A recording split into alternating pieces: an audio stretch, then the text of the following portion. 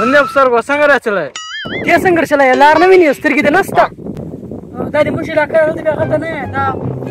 الله باندې سو مسکل سم ولا लेकिन ये साला कर क्या रहा है چلا سلمات اور نقصان درا کو شي درامات کو دوه کول سو ما راخلای ته کور ټول شي نه ما سکوي وکوا بس سو خرابول رايب خیر صبر صبر صبر صبر صبر سکه سره وروره دا سم ګول لار و د موټر سایکل را روان کړ دلته کرا او دور نقصان را کور شي سر رامات نه نه پی دا وړون د سترګو سم خسخ روانو مدراکی واه ټول نقصان راو دا واقعیا نقصان خو د ډیر نقصان وکړی دا موټر سایکل ته دا شی درمت کړی د اکته مډګات چې درمت کړی د تقریبا ډیر غټ نقصان در کړی دا نو اوس به ته 2 منټه د ما خبر واروي بیا ته ورځه ته بیا خیر خدای به خیر کې مهربانه د خدای تر اوسه 2 منټه د ما خبر وارو وګوره लेकिन ये साला कर क्या रहा है यहाँ دا دیهاتیان خلک دي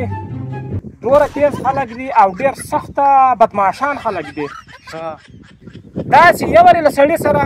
لاس واچوي چې خبر ورسره واړوي هغه سړی بیا ژوندی دوی نه پرېږدي سو کم دوی سره سو کم تاسو سو کم تر هغه فیصله راوړه بس نو زه خو د الله دپاره فیصله درکړمه چې خدای پاک هم د ولې وساتي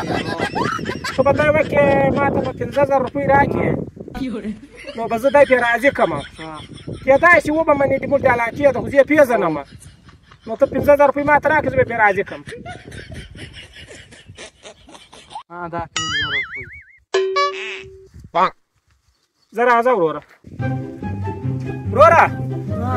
ته بس 15 منټه लेकिन د ये ما साला خبر ته कर क्या रहा है وواړې यहाँ पे صحیح دی ولې 15 منټه خبر واورې چې بیا خیر و اجازه درته وم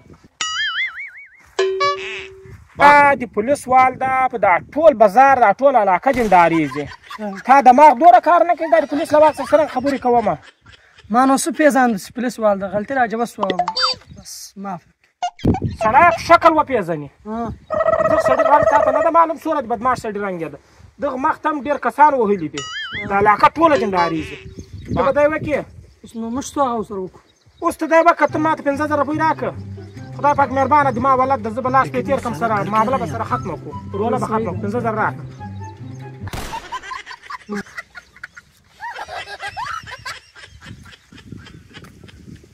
اوس به ته خپله لار وشي دی به خپله لار وړي کار به پرې وبل نه سر لرئ سیخ خپله لار وړئ کور یې ودان کې ډېر نیک سړی د رولې خلاص کړو کور یې ودان کې دا خو ډېر ښه سړی دی رولې وکشل تاسو ته اجازه ده ځان ورسوئ ځئ شابس شابس ځئ صحیح ده مهرباني صحیح بس کور ودان موږ ولاړ دی د خلکو خدمت لپاره موږ د خلکو خدمت وکړو نور خدای نه ده چې موږ پیسې خورو لا حرام خورو الله دې راضي دا شی مشکل نشته ځئ ځئ لار وړئ